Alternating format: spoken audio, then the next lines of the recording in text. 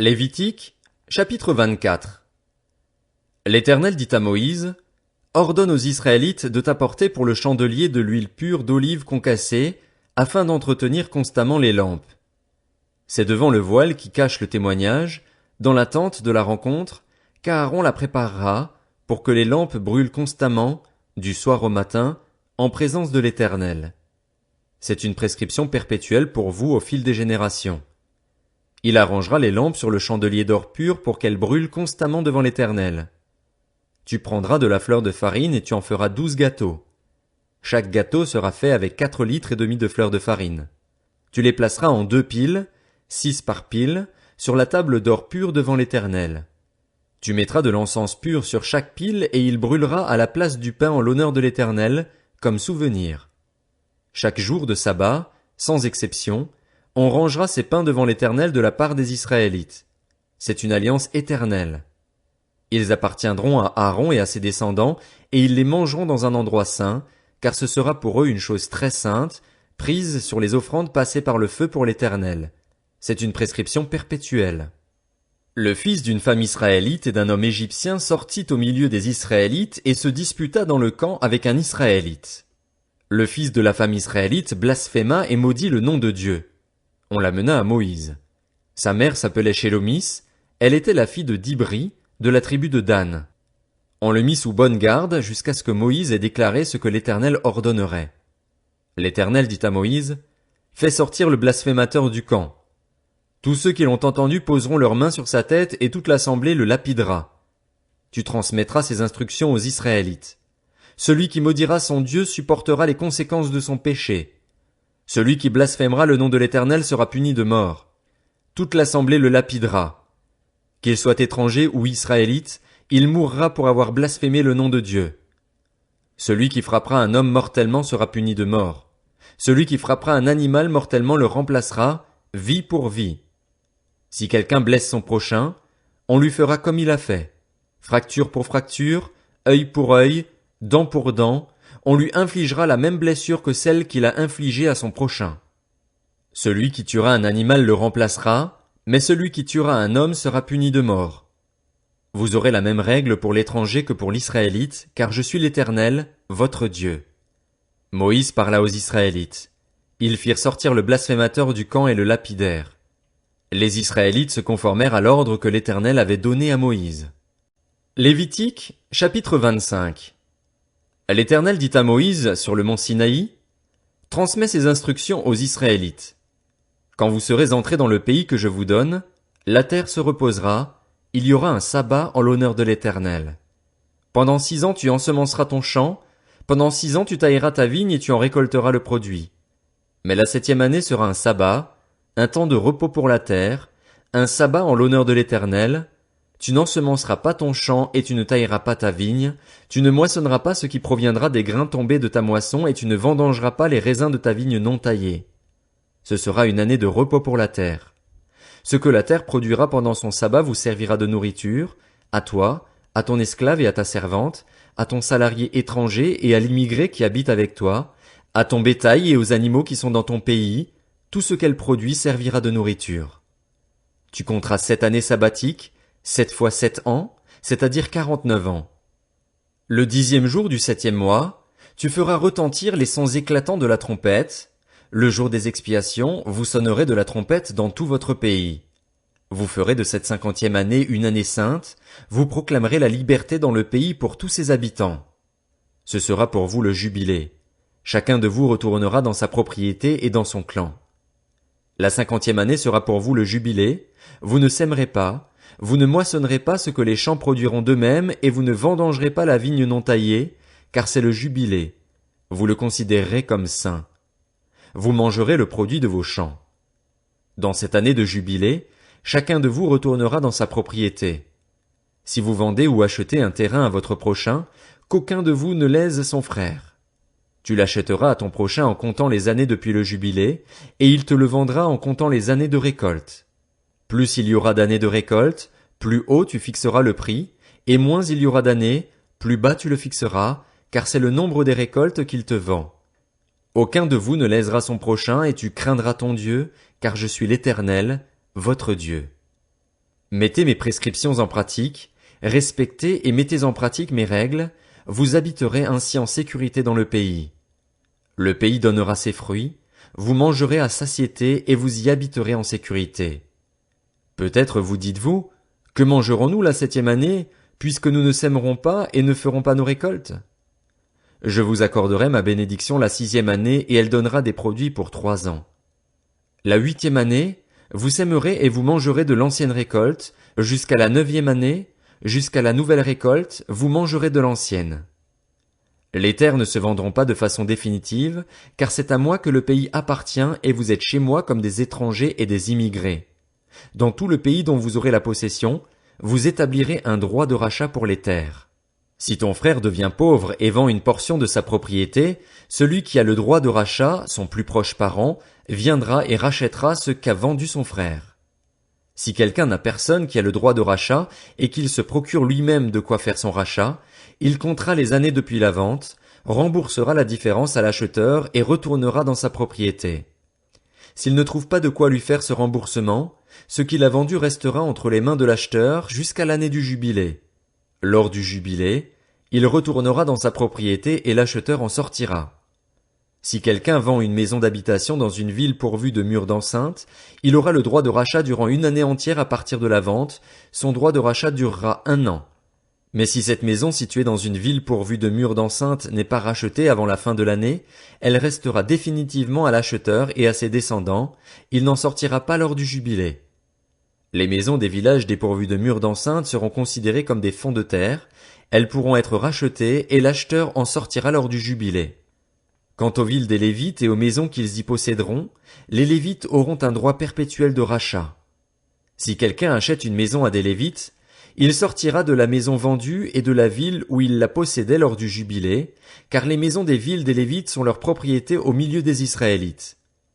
Les champs situés autour des villes des Lévites ne pourront pas être vendus, car ils en ont la possession pour toujours. Si ton frère devient pauvre et qu'il manque de ressources près de toi, tu le soutiendras, même s'il s'agit d'un étranger ou d'un immigré, afin qu'il vive avec toi. Tu ne tireras de lui ni intérêt ni profit, tu craindras ton Dieu et ton frère vivra avec toi. Tu ne lui prêteras pas ton argent à intérêt et tu ne lui prêteras pas ta nourriture pour en tirer un profit. Je suis l'Éternel, ton Dieu, qui vous ai fait sortir d'Égypte pour vous donner le pays de Canaan, pour être votre Dieu. Si ton frère devient pauvre près de toi et se vend à toi, tu ne lui imposeras pas le travail d'un esclave. Il sera chez toi comme un salarié, comme un immigré, il sera à ton service jusqu'à l'année du jubilé. Il sortira alors de chez toi avec ses enfants, et il retournera dans son clan, dans la propriété de ses ancêtres. En effet, ils sont mes serviteurs, ceux que j'ai fait sortir d'Égypte, on ne les vendra pas comme on vend des esclaves. Tu ne domineras pas sur lui avec dureté, et tu craindras ton Dieu. C'est parmi les nations qui vous entourent que tu prendras le serviteur et la servante qui t'appartiendront, c'est d'elles que vous achèterez le serviteur et la servante. Vous pourrez aussi en acheter parmi les enfants des immigrés en séjour chez toi, ainsi que parmi les familles auxquelles ils donneront naissance dans votre pays, et ils seront votre propriété. Vous les laisserez en héritage à vos enfants après vous comme une propriété, vous les garderez comme esclaves pour toujours. Mais en ce qui concerne vos frères, les Israélites, aucun de vous ne dominera avec dureté sur son frère. Si un étranger ou un immigré devient riche et que ton frère devienne pauvre près de lui et se vende à l'étranger immigré chez toi, ou à quelqu'un de la famille de l'étranger, il y aura pour lui le droit de rachat, après qu'il se sera vendu, un de ses frères pourra le racheter. Son oncle, le fils de son oncle ou l'un de ses proches parents pourra le racheter. Ou bien, s'il en a les moyens, il se rachètera lui-même. Il comptera avec celui qui l'a acheté le nombre d'années depuis celle où il s'est vendu jusqu'à l'année du jubilé. Le prix à payer dépendra du nombre d'années, évalué comme celle d'un salarié. S'il reste beaucoup d'années, il payera pour son rachat une part proportionnelle du prix auquel il a été acheté. S'il reste peu d'années jusqu'à celle du jubilé, il en fera le compte et il payera pour son rachat une part proportionnelle. Il sera comme un homme salarié à l'année chez son maître et tu ne permettras pas à celui-ci de le traiter avec dureté. S'il n'est racheté d'aucune de ces manières, il sortira l'année du jubilé, lui et ses enfants avec lui. En effet, c'est de moi que les Israélites sont esclaves. Ils sont mes esclaves que j'ai fait sortir d'Égypte. Je suis l'Éternel, votre Dieu. Lévitique, chapitre 26. Vous ne vous ferez pas de faux dieux, vous ne vous dresserez ni sculpture sacrée, ni statue, et vous ne placerez dans votre pays aucune pierre ornée de figures pour vous prosterner devant elle, car je suis l'Éternel, votre Dieu. Vous respecterez mes sabbats et vous traiterez mon sanctuaire avec déférence, je suis l'Éternel. Si vous suivez mes prescriptions, si vous gardez mes commandements et les mettez en pratique, je vous enverrai des pluies en leur saison, la terre donnera ses produits et les arbres des champs leurs fruits. Le battage du blé durera jusqu'à la vendange, et la vendange jusqu'aux semailles. Vous mangerez du pain à satiété et vous habiterez en sécurité dans votre pays. Je mettrai la paix dans le pays et personne ne troublera votre sommeil. Je ferai disparaître du pays les bêtes féroces et l'épée ne passera pas par votre pays. Vous poursuivrez vos ennemis et ils tomberont devant vous par l'épée. Ainsi, 5 parmi vous en poursuivront 100, et 100 parmi vous en poursuivront 10 000, et vos ennemis tomberont devant vous par l'épée. Je me tournerai vers vous, je vous donnerai des enfants et vous rendrai nombreux, et je maintiendrai mon alliance avec vous. Vous mangerez des anciennes récoltes et vous devrez les sortir pour faire place aux nouvelles. J'établirai mon habitation au milieu de vous, et je ne montrerai pas de dégoût envers vous. Je marcherai au milieu de vous, je serai votre Dieu et vous serez mon peuple. Je suis l'Éternel, votre Dieu, qui vous ai fait sortir d'Égypte, qui vous ai tiré de l'esclavage. J'ai mis un terme à l'oppression qui pesait sur vous et je vous ai fait marcher la tête haute. Mais si vous ne m'écoutez pas et ne mettez pas tous ces commandements en pratique, si vous méprisez mes prescriptions et si vous montrez du dégoût envers mes règles au point de ne pas mettre tous mes commandements en pratique et de rompre mon alliance, voici alors ce que je vous ferai. J'enverrai sur vous la terreur, le dépérissement et la fièvre qui épuisent le regard et rongent la vie. Vous sèmerez vos semences pour rien, ce sont vos ennemis qui les mangeront. Je me tournerai contre vous et vous serez battus devant vos ennemis. Ceux qui vous détestent domineront sur vous et vous fuirez sans même que l'on vous poursuive. Si, malgré cela, vous ne m'écoutez pas, je vous punirai 7 fois plus pour vos péchés. Je briserai la force qui fait votre orgueil, je rendrai votre ciel pareil à du fer et votre terre pareille à du bronze. Votre force s'épuisera inutilement, votre terre ne donnera pas ses produits et les arbres de la terre ne donneront pas leurs fruits. Si vous me résistez et ne voulez pas m'écouter, je vous frapperai 7 fois plus, conformément à vos péchés. J'enverrai contre vous les animaux sauvages, ils vous priveront de vos enfants, détruiront votre bétail et vous réduiront à un petit nombre, si bien que vos chemins seront déserts. Si, malgré cela, vous ne vous laissez pas corriger par moi et me résistez, je vous résisterai aussi et je vous frapperai encore 7 fois plus pour vos péchés. Je ferai venir contre vous l'épée chargée de venger l'alliance. Quand vous vous rassemblerez dans vos villes, j'enverrai la peste au milieu de vous et vous serez livrés aux mains de l'ennemi. Lorsque je vous priverai de pain, 10 femmes cuiront votre pain dans un seul four et le rapporteront par ration. Vous mangerez et vous ne serez pas rassasiés. Si, malgré cela, vous ne m'écoutez pas et me résistez, je vous résisterai aussi avec fureur et je vous punirai encore 7 fois plus pour vos péchés. Vous mangerez la chair de vos fils et de vos filles. Je détruirai vos hauts lieux, j'abattrai vos statues consacrées au soleil, je mettrai vos cadavres sur les cadavres de vos idoles et je montrerai du dégoût envers vous. Je ferai de vos villes des déserts, je dévasterai vos sanctuaires et je ne respirerai plus l'odeur de vos parfums apaisants. Je dévasterai moi-même le pays à un tel point que vos ennemis venus l'habiter seront stupéfaits. Je vous disperserai parmi les nations et je dégainerai l'épée pour vous poursuivre. Votre pays sera dévasté et vos villes seront désertes. Alors le pays compensera ses sabbats durant toute la période où il sera dévasté et où vous serez dans le pays de vos ennemis. Oui, alors le pays se reposera et compensera ses sabbats. Durant toute la période où il sera dévasté, il aura le repos qu'il n'avait pas eu pendant vos sabbats, tandis que vous l'habitiez. Ceux parmi vous qui survivront, je remplirai leur cœur d'angoisse dans les pays de leurs ennemis. Le bruit d'une feuille agitée les poursuivra.